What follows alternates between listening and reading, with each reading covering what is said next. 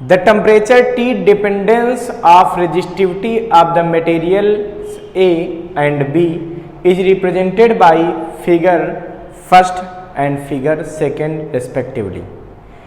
Identify material A and material B। यहाँ हमको option given है, material A is copper, material B is germanium. Second option दिया है material A is germanium, material B is copper. Third दिया है material A is nichrome and material B is germanium. Fourth option हमको given है material A is copper and material B is nichrome. तो देखिए बच्चों, यहाँ पर रेजिस्टिविटी और टेम्परेचर के दो ग्राफ दिए हैं, ठीक है, जैसा दिख रहा है। ये पहला वाला ग्राफ A है और दूसरा वाला ग्राफ B है। हमसे कह रहे हैं कि पहचानिए कि ये कौन से मटेरियल पॉसिबल है। तो बच्चों आपको पता ही है रेजिस्टिविटी इधर शो रही है वाई एक्सिस पे, मतलब ऊपर जाएंगे तो रेजिस्टिविटी बढ़ेगी, नीचे आएंगे तो रेजिस्टिविटी घटेगी। मतलब इसमें क्या दिख रहा है हमको कि टेम्परेचर के बढ़ने पर रेजिस्टिविटी क्या हो रही है बच्चों, डिक्रीज हो रही है। इसमें क्या दिख रहा है बच्चों, टेम्परेचर के बढ़ने पर, इधर जाने पर टेम्परेचर बढ़ेगा ना बच्चों, एक्स एक्सिस जाने पर। अच्छा, तो जैसे जैसे हम टेम्परेचर में आगे बढ़ते हैं, टेम्परेचर को बढ़ाते हैं, वैसे वैसे रेजिस्टिविटी क्या हो रही है बच्चों, इसकी इंक्रीज कर रही है। तो हमको देखना पड़ेगा किस मटेरियल में टेम्परेचर के बढ़ाने से रेजिस्टिविटी डिक्रीज होती है और किस में टेम्परेचर के बढ़ाने से रेजिस्टिविटी इंक्रीज होती है। तो बच्चों आपको पता होना चाहिए कि रेजिस्टिविटी का फार्मूला क्या होता है। रेजिस्टिविटी, इसको रो से लिखते हैं, इसका फार्मूला होता है बच्चों E/J। The ratio of electric field intensity with current density is called resistivity. क्या होता है, रेशियो है किसका, इलेक्ट्रिक फील्ड इंटेंसिटी से और करंट डेंसिटी का। तो J होती है करंट डेंसिटी, E होती है इलेक्ट्रिक फील्ड इंटेंसिटी। अच्छा बच्चों, इसको जब सॉल्व करते हैं फार्मूले को तो ये फार्मूला था RA/L। अगर इसको हम थोड़ा सा और सॉल्व करते हैं, R की वैल्यू पुट कर देते हैं, ये फार्मूला आपको जाना पहचाना लग रहा होगा। अच्छा, जब R की वैल्यू पुट करोगे तो क्या आएगा बच्चों, mL/ne² A τ इंटू A/L।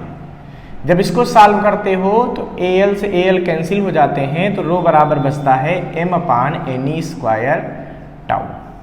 तो बच्चों रो चूंकि मटेरियल की प्रॉपर्टी है, किसकी प्रॉपर्टी है, मटेरियल की, तो जो रेजिस्टिविटी है ये दो ही चीजों पर डिपेंड करती है।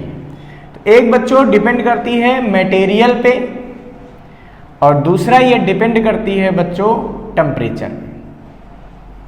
ठीक है, ध्यान रखिएगा कि टेम्परेचर बढ़ाने से रेजिस्टिविटी भी बढ़ती है, लेकिन किसमें, कंडक्टर में। तो यहां लिख देते हैं कि जब हम टेम्परेचर को इंक्रीज करेंगे तो रेजिस्टिविटी भी इंक्रीज होगी। किसमें होगी बच्चों, ये कंडक्टर में होता है। ऐसा कहाँ होता है, कंडक्टर में।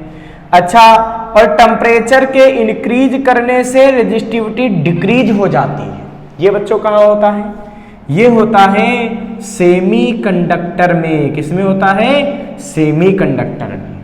अच्छा, तो अब हमको देखना चाहिए कि टेम्परेचर के बढ़ने पर रेजिस्टिविटी कहाँ कम हो रही है, किसमें हो रही है। इसका मतलब ये मटेरियल कौन सा होगा, यहां से देखो टेम्परेचर के बढ़ने पर रेजिस्टिविटी कम हो रही है, कौन सा है, सेमी कंडक्टर।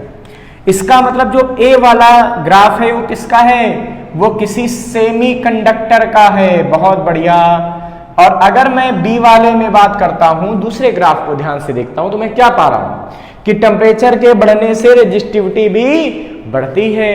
तो टेम्परेचर के बढ़ने से रेजिस्टिविटी बढ़ती है, ऐसा कहां होता है बच्चों, ऐसा होता है कंडक्टर में। इसका मतलब ये वाला क्या हो गया, ये कंडक्टर का ग्राफ हो गया। किसका हो गया, कंडक्टर का।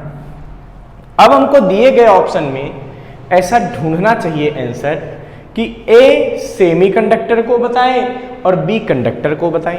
तो देखिए आपका जो सेकंड ऑप्शन है वो क्या बता रहा है, A is germanium and B is copper. यही बिल्कुल सही कॉम्बिनेशन होगा कि ए वाला क्या है बच्चों, जर्मेनियम है। अच्छा, और बी वाला क्या है बच्चों, बी वाला सब्सटेंस है कॉपर। इसका मतलब इसमें ऑप्शन जो सेकंड दिया गया है हमको, दूसरा ऑप्शन बिल्कुल सही है। तो यहां पे सेकंड ऑप्शन करेक्ट होगा। इसको फटाफट नोट कर लीजिए।